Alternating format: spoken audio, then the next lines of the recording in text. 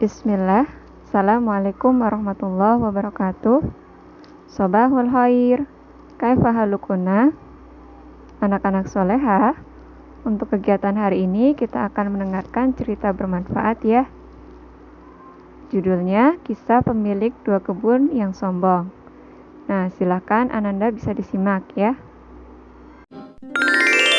Kisah Pemilik Dua Kebun yang Sombong.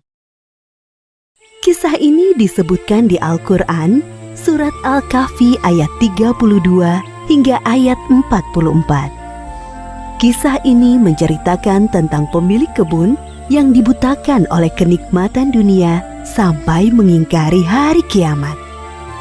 Allah memberikan pelajaran bagi kita melalui kisah ini tentang akibat seseorang yang sombong dengan menimpakan musibah berupa angin topan yang dahsyat menghancurkan perkebunannya.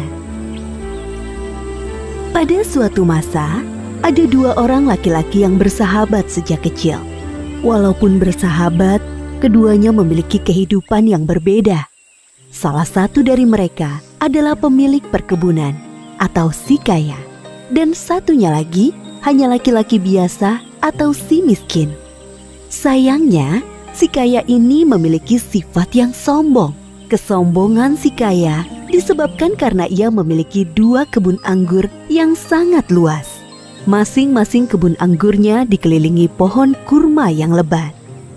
Di tengah-tengah kebun mengalir sungai yang airnya sangat jernih.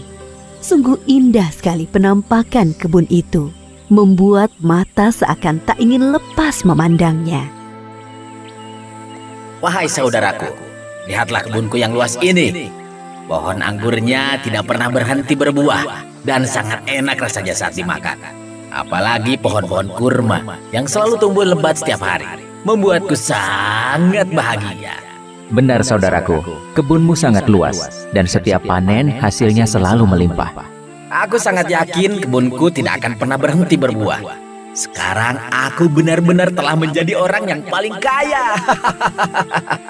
Tapi ingat wahai saudaraku, semua ini hanyalah pemberian dari Allah. Jangan sampai kau menjadi sombong dan lupa untuk bersyukur kepadanya, Sang Maha Pemberi Rizki. Si kaya seolah-olah tidak mendengarkan nasihat dari sahabatnya.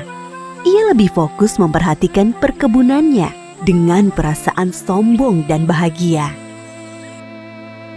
Keesokan harinya, si kaya pergi ke rumahnya dan melihat harta yang dikumpulkan dari penjualan hasil kebun.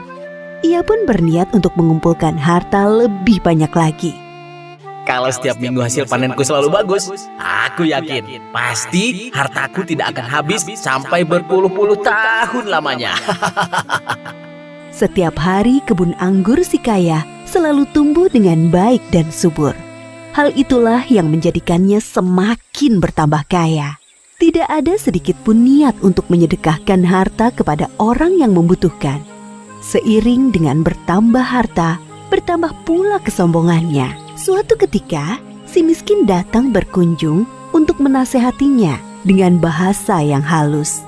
Tetapi si kaya merespon dengan kata-kata yang menyakitinya. Aku tahu kau iri dengan kehidupanku. Hartaku lebih banyak daripada hartamu. Dan aku memiliki banyak anak buah yang membantuku. Sama sekali tidak wahai saudaraku. Walaupun hartaku lebih sedikit dan tidak memiliki anak buah sepertimu, aku hanya khawatir kepadamu kelak di akhirat. Aku kira hari kiamat tidak akan pernah terjadi. Seandainya aku mati suatu saat nanti, pasti Allah menempatkanku di tempat yang jauh lebih baik dari kehidupanku sekarang. Jadi, sekarang kau mengingkari adanya hari kiamat. Apakah kau juga mengingkari Tuhan yang telah menciptakanmu begitu sempurna? Benar-benar kau telah dibutakan oleh semua kemewahan dunia ini, saudaraku. Sudahlah, diam saja. Aku tidak akan mendengarkan nasihatmu lagi. Tidakkah kau lupa mengucap Masya Allah, la haula wa la quwata illa billah saat memasuki kebunmu? Ucapan itu adalah salah satu ungkapan syukur kepada Allah atas semua kenikmatan ini. Segeralah bertaubat kepada Allah sebelum semuanya terlambat. Si kaya tetap tidak mau mendengarkan nasihat si miskin. Ia mengusir si miskin karena merasa sahabatnya terlalu iri dengan semua harta yang dimilikinya. Setelah kepulangan si miskin, si kaya tidak berhenti untuk memamerkan hasil kebunnya kepada orang-orang di sekitarnya. Ia menjadi sangat sombong dan angkuh dari sebelumnya. Malam itu, hujan turun dengan sangat deras. Suara petir menggelegar di langit. Anehnya, si kaya sama sekali tidak terbangun dengan suara itu. Ia malah asik tertidur. Seperti yang disebutkan dalam surat Al-Kahfi ayat 40. Dan Dia Allah mengirimkan petir dari langit ke kebunmu, sehingga kebun itu menjadi tanah yang licin. Keesokan harinya, si kaya bangun dari tidurnya dengan puing-puing rumah yang hancur dan hartanya lenyap tak bersisa. Kemudian ia teringat akan kebunnya dan bergegas pergi ke sana. Sampai di kebun, ia tidak mendapatkan apa-apa selain kebun yang hancur hampir rata dengan tanah.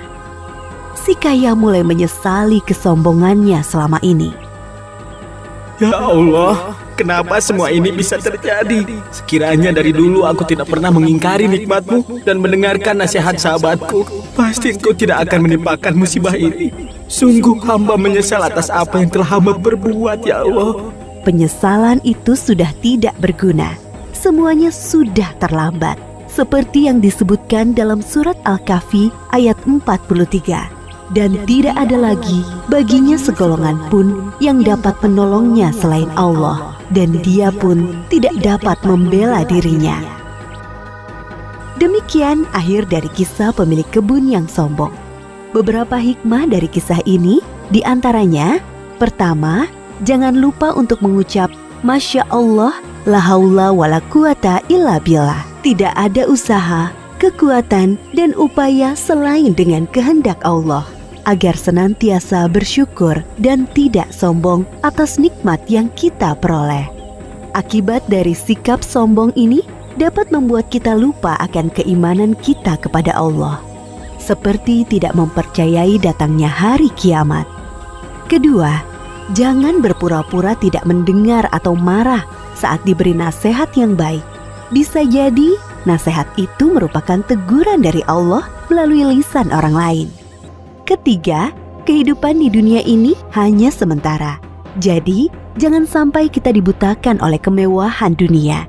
Padahal kehidupan akhirat yang kekal sudah menunggu kita. Wallahu a'lam bishawab. Anak-anak soleha, sudah mendengar kisah ceritanya? Nah, Ustazah berharap semoga Ananda semua dapat mengambil pelajarannya ya dari kisah tersebut. Nah, bagi Ananda yang sudah mendengarkan videonya, silakan di komen ya sebagai absensi. Nah, demikian dulu ya untuk kegiatan hari ini Ananda Soleha. Barakallahu fikum. Wassalamualaikum warahmatullahi wabarakatuh.